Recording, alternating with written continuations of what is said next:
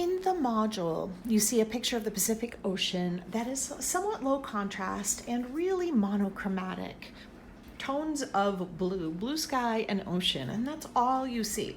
So using that image as inspiration, I have laid out my pastels to correspond to the subtle shifts in color temperature that happen all the way down that composition. You'll see that I added the cool blue at the very top, and then it gets really neutralized towards the center of the picture, and then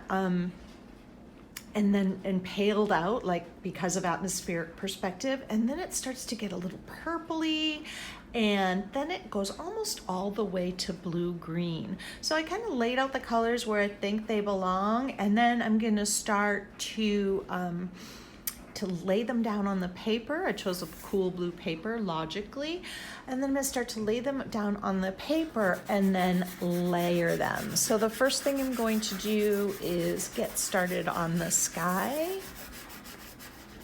And the sky is that kind of cool blue. And then of course there's the clouds in there. But if you look at the picture, you'll see that the clouds actually have some purple in them. So I'm gonna add that in there. And then in a minute, I'm just gonna take a moment to blend. And today I will just use a little scrap of paper towel to blend for the sky. And just gently rub, just to get all that blended together. So I want you to recognize the importance of layering and blending.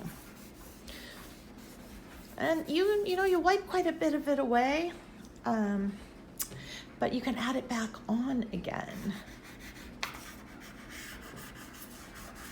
And I also want you to kind of recognize the fact that even clouds are not white.